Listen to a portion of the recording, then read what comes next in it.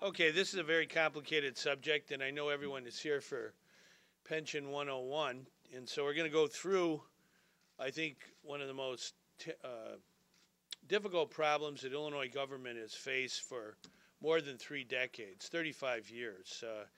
Unfortunately, prior to my arrival, governors and legislatures almost year after year did not pay what they should have paid into our retirement systems for public employees. And we're talking not only about the state employees, men and women who work for the state of Illinois, who plow our highways and guard our prisons and many other important tasks, but they're also in the pension systems of the state of Illinois, uh, systems that cover our state university employees, our professors, and all those who work at the universities, and also the community colleges, and then all the teachers of Illinois and the school employees who are in our local school districts.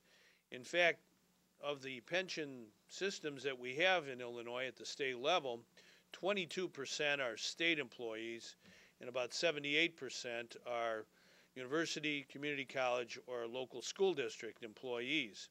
But the pension systems of Illinois have had many challenges, and I did not create the problems, but I'm here to solve those problems. And we have a bold plan that we're outlining today to stabilize our public pension systems. And this is really imperative to do for the sake of our budget at large, our investment in education and in human services and in public safety. It's very, very important for confidence that businesses would have in our state of Illinois with respect to their growing here. Just yesterday, we had good news from the Bureau of Labor Statistics that the state of Illinois has a lower unemployment rate this month than last month. It's 8.8. We still have a long way to go, but clearly we're making significant progress in growing jobs. Many new jobs have been created in Illinois during the recovery period. We have lots more to do, but we have to also do important reforms like pension stabilization. This is really important because we have one of the biggest, I think, of all time for any state, investments in capital and infrastructure. I'm going to stop right here so I stop my phone from beeping, and we'll put that in my pocket. But our state of Illinois, we're investing $43 billion in our roads, our highways, our toll roads, our railroads, our water systems, our schools that we're building and rebuilding. And so it's important when we issue our bonds that there is confidence and decent ratings for those bonds. And so we have to understand that addressing this issue of a pension challenge and stabilizing it is important for our economy, and definitely it's important for our budget and what we invest in. We do not want important missions such as investing in education, especially those of young children, to be squeezed out because of the demands of a retirement system of state employees and those who are in the state employee system and pension system. In fact, this year, the coming fiscal year, we're going to be investing $5.2 billion in the pension system of Illinois. That's triple what it was just in 2008, a few years ago. So clearly this demands action. It demands bold action. And I'm going to kind of walk through it here, and we'll answer everybody's questions. I think, number one, it's important to understand what the reality is, that the systems, the 5 systems of the state pension, have an $83 billion liability. And under the law that exists today, from now until 2045, that's what the current law says, we would have to pay $309.9 billion into the systems under the law, the ramp that exists today. So almost $310 billion. Even by doing that, even if we did that, we would still owe in 2045 $32.7 billion. If we made this tremendous investment over the next 33 years, we would still owe about $32 billion. And the annual payments into the systems for fiscal 13 are $8.7 billion when you total up everything. The general revenue payment is 5.2, as I just mentioned. Now, this accounts for the $5.2 billion from the General Revenue Fund, 15% of the General Revenue Fund. It was 6% in 2008. Now it's 15% of all the money we take in our basic account of the state is going to pensions. Well, we have to understand that we cannot let that continue to grow and grow and grow. I've mentioned who the employees are. Most of them, 3/4 of them, are people who deal with education, universities, community colleges, local school districts, and their employees. Now, why did this happen? Well, the state did not always properly invest in the pension system over the years. It also, the state of Illinois, increased retiree benefits without the revenue to pay for those benefits and increases. So that was another problem. And finally, we awarded, the state did, I wasn't part of this, but the state of Illinois, on behalf of the people, I guess, awarded taxpayer-funded health insurance benefits to retirees that are much more generous than offered by other states, similar states to our own, comparable states. So we have to take action. Why do we have to take action? The rating agencies have already indicated, and we have our papers here, some of their comments, that they'll lower our credit rating if we don't take action. We have to act, and act quickly, and act decisively in order to deal with this issue, particularly because we have a major capital bonding plan that's been very successful at putting people to work. We don't want in any way that to be held up. We want to go forward. We want to keep on building because it really has been a significant driver in our economy. Also, we have to act because of the hardworking employees who have faithfully contributed to the system. We want them to understand that their pension will be there when they retire. And it's important to have that kind of commitment. We want to work with everyone to solve this challenge, and we understand that retirement costs are part of our obligation, but we also have obligations to people in the area of education, the number one priority of our state. We also have obligations with respect to public safety and definitely with taking care of human beings. So finally, we have to address these issues. So we have our plan. I'm going to read it off, specifics in the plan. And here's what we're going to do. Working together, we've been very, I think, blessed by the fact we've had a very hard-working pension working group. It is both parties, both houses, House and Senate. Senator Bill Brady, Senator Mike Nolan, Representative Darlene Sanger, Representative Elaine Neckritz work with Jerry Sturmer, our acting director of management and budget, and they've been working on this for weeks and weeks and weeks. And they have really contributed a lot of good ideas and concepts. It's been a collegial process, very important to the success of government, that while we may have differences in policy and philosophy, on something like this, we do have to band together and solve the problem. So here is a plan that I think is a bold plan and a plan that will eliminate entirely all of our liability by 2042, 3 years earlier than the current law, and it will save Illinois taxpayers billions of dollars.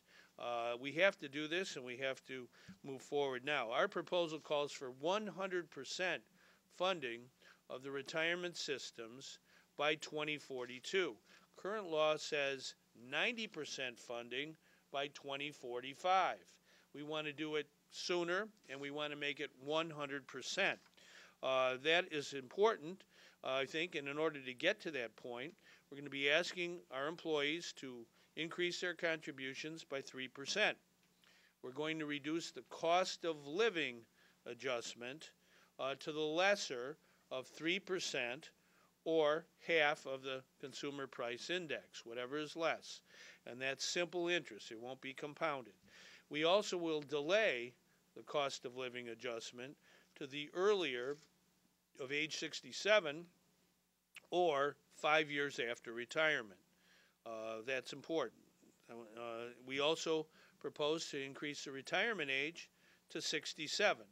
Now, this will be phased in over several years, but the retirement age will be raised to 67.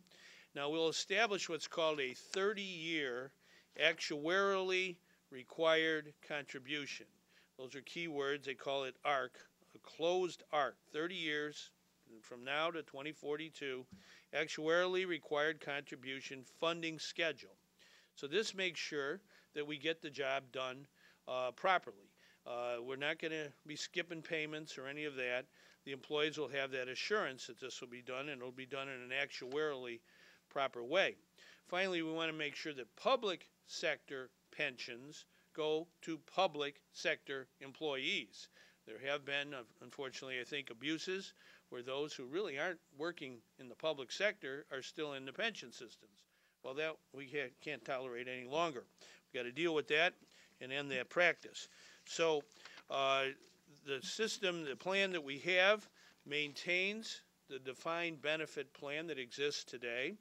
It does have 100% funding for the pension system by 2042, 30 years, and it does that in a proper actuarial way.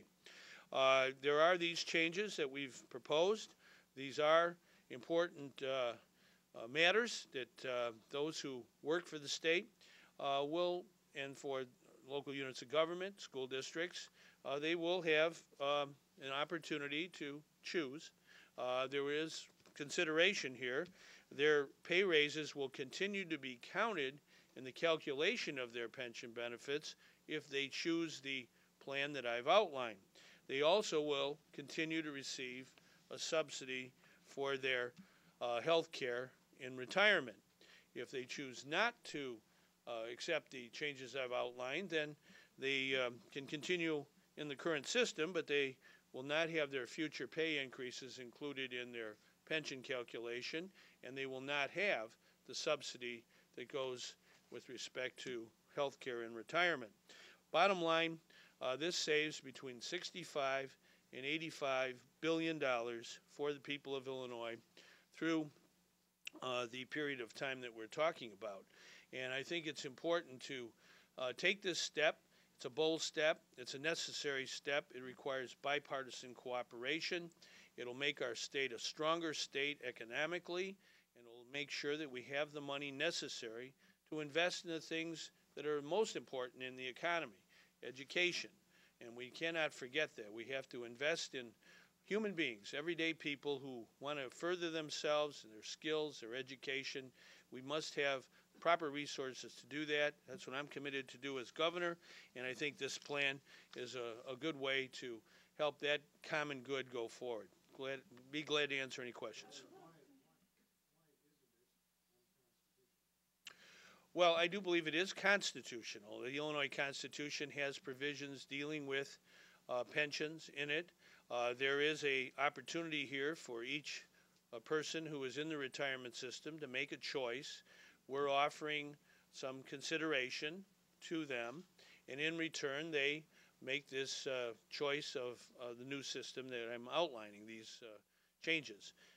Those who choose not to can continue in the current system, but we are not under a constitutional obligation to offer subsidies for those who are retired with respect to their health care, and also with respect to the issue of making sure that people have an opportunity to make a choice, I think is a good way to bring the bill or law that's signed into a bill signed into law by me to the consideration of the courts. Pardon me? Are these voluntary changes they get to pick if they're going to go along with this new plan or not? This is a plan. It does give the employee a choice to choose the outline that I've just gone through.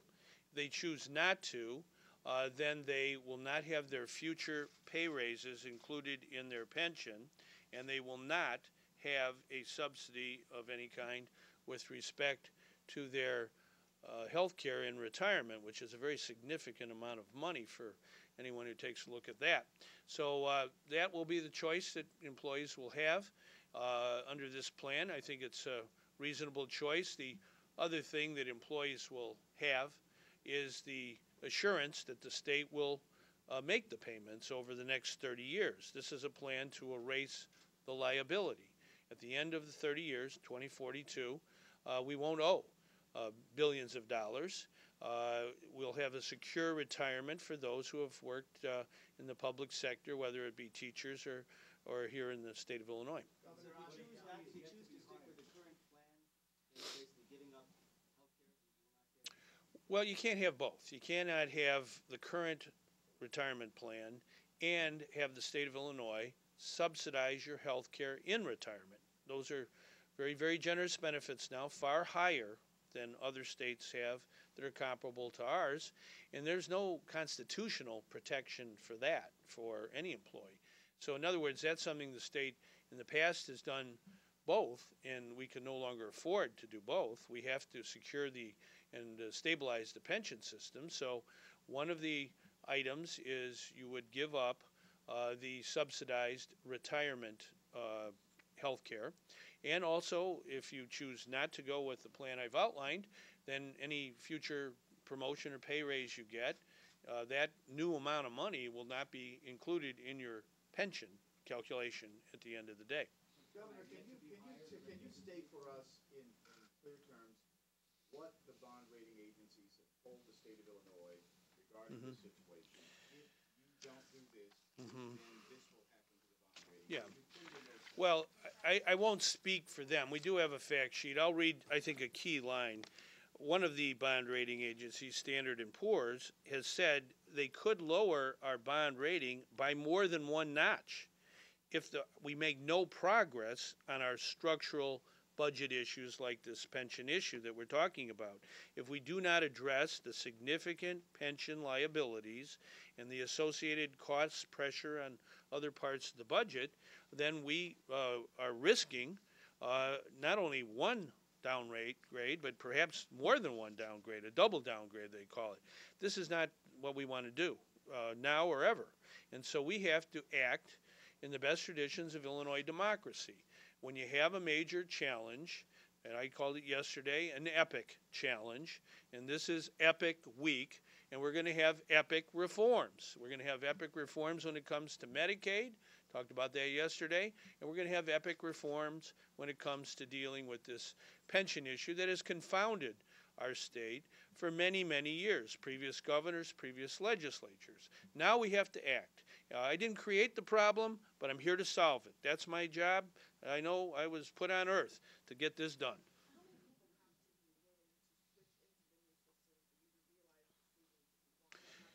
Well, I think that the likelihood here is probably about 3/4 at least or more of those who are in the systems will choose the plan that we've outlined. And even if they don't have that number, we're still going to realize billions of dollars of savings, probably $60–70 billion, $65 billion maybe, in that category. We have to have a plan. We have to do it together. I really expect the legislature to rise to the occasion here. This is not a time for timidity. This is a time for fortitude. This is a time for the future. The great thing about our country is adults sacrifice for the benefit of their children. We cannot bequeath onto the children of Illinois continued problems with this retirement system of our state that eats away at our fundamental investment in children, education, in all of our citizens. We have to have a lifelong learning society. And that means our community colleges and our four-year universities have to be top-notch. We have to invest in them. And so we've really seen, in recent years in particular, the squeeze that comes upon education in particular, and human services, public safety, when the pension amount becomes so great year after year that it squeezes out important priorities. Governor, why should employees trust the state to do what it says it's going to do and increase future pay increases, jack up costs and stuff? Well, this will be the law. You know, this 30-year plan is an actuarially required contribution. This will be written into the law in plain language. So there is no option that every year there will have to be this payment in order to stay current. And I feel that that is the best way to go. I think employees who have faithfully contributed to the system obviously are not happy with the current unfunded liability. Again, I wasn't in charge of Illinois executive branch of government when a lot of these problems were created. But I think my plan that I've outlined today, in concert with our members of the General Assembly, I want to salute all the members of the work group. They worked very hard, and they had a lot of good ideas. And I like the fact that it was a collegial process. People respected each other. I think we will write into the law of Illinois a guarantee that this will happen. Governor, could you talk for a moment about the teaching pension thing and your plan to help the local districts catch up the cost? How much money are you talking about? Is it 100%, and how do you expect it to come up? Well, I do think that employers should be accountable and have to be accountable for their retirement costs. The state of all the pension members right now has about 22% of all those involved. 78% are outside of the state. They're in suburban and downstate areas. We haven't come to the final solution there. We're still negotiating that. I think there does have to be accountability on the part of the employers, but we're working on that, and I can see a reasonable opportunity to phase that in and get even more savings. Governor, for those who haven't been hired yet, do they automatically go into the plan that you've outlined? No, there's another plan that was enacted that I signed into law in 2010, and that is the plan for employees who have been employed after January 1st of 2010. They're in a different pension system. This is for current employees, the system, the reform that I'm proposing today. No, if you're already retired, this particular plan would not affect you. Mm-hmm. Well, I would say this. No, it's not endorsed, but certainly their ideas and their process have contributed mightily to the outline, this framework. And I do believe at this time, where we are, moving towards the May 31st deadline of the legislature, there has to be something put forward by the governor that is a plan that can be enacted by a bipartisan majority in each house that deals with this. And they're going to still, yeah, well, a lot of their ideas were part of the framework, and sooner or later you have to have someone come forward with the fortitude to have a plan and put it out there and get a majority in each house. That's my goal, and I look forward to working with members of the legislature to do that. Governor, back on the teaching pension for a moment. Is it your goal that 100% of the cost be picked up locally, and if so, how do you do that without forcing local property? Well, we haven't come to a meeting of the minds on that particular element. That's not part of this plan. We're going to keep working on that, and I anticipate a good conclusion that will not raise property taxes, but will deal with the fundamental issue that if you have employees working for you, you should not be able to just ship their retirement bill off to someone else. I think that just is a principle of accountability that everyone understands, that those who are negotiating should have skin in the game. And I'm optimistic that we will come to a good conclusion, but it'll take some time. Governor, how much of a health care subsidy will those who choose your plan get? Well, Illinois right now has an extremely generous program. 90% of the current retirees have paid nothing for their health care, and that includes folks who have retired at age 55 and are not yet ready for Medicare. Those 10 years, 55 to 65, are very expensive years if you're buying private health insurance. I think the value is about $1,100 a month. So in terms of what the subsidy is, we're negotiating that, and we'll continue to do that until we come to a good conclusion. Oh, no, we had a meeting with their representatives and members of labor, other unions as well. That began, I think, in late January. Folks came, and they've kept coming. They've been briefed regularly And their ideas have been put forward. I think, as was one of the previous questions, was guaranteeing that this is the plan and will be the plan 3 decades from now. There's great concern about that. And I respect the faithful contributions and hard work of all the employees, the school teachers, the community college instructors, the state employees, all of them who have a stake in getting this matter stabilized. I think I've heard over and over again from union members individually and their representatives, we've got to stabilize and strengthen the system. We cannot allow it to be so have such a large liability, pension liability, and this plan that I've outlined resolves that 100%, and that's the way to go. How will the older retirement age be phased in? Well, that'll be again negotiated. Social Security has a certain way of doing things. We aren't necessarily going to do it that way, but that is a model that you could look at, and you can also negotiate these issues. So we want to have an opportunity to do that.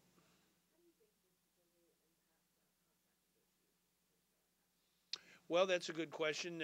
Right now, we're negotiating our collective bargaining contract with a number of the unions. AFSCME is one, and other unions as well that work for the state. And so I do think, while they're in separate rooms, there is some relationship here that folks understand that if we're going to have investment in things like education and public safety and human services, we have to stabilize and strengthen our pension system. So I think everybody in the negotiations is well aware of that.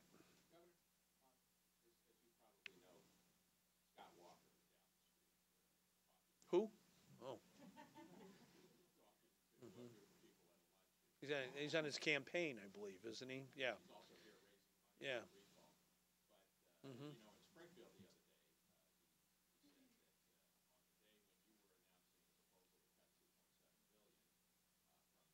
Mm-hmm. Mm-hmm.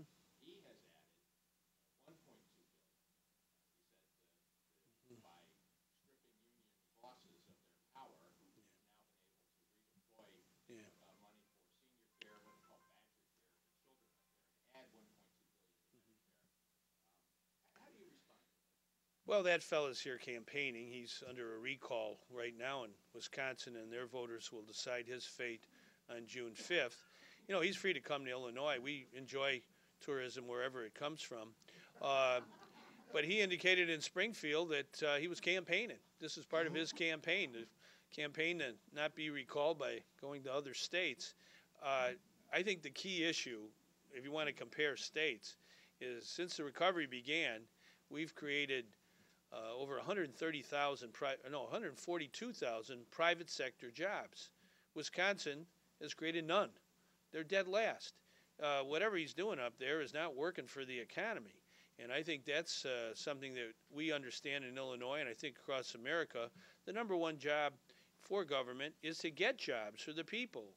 And we've done a good job in that area, and I don't think his policies are the way to go. And, I'm not going to get in an argument because his predecessor I worked very closely with. We had a high-speed rail program for Wisconsin and Illinois. And then the moment he got in, he pulled out of that, and we got their money. Illinois got their money, so we're building high-speed rail from Chicago to St. Louis. Great system. It's going to add passengers, save money, reduce the reliance on petroleum. But he made that choice, and it turned out one of the companies that makes rail cars, manufactures rail cars, said, we're not going to stay in Wisconsin any longer. We're coming to Illinois. And so in Rochelle, on July 19th, I'll be with Nippon Shiro when we dedicate their new manufacturing plant that came from Wisconsin. And they're now here in Illinois creating jobs. So to me, that's really what it's all about.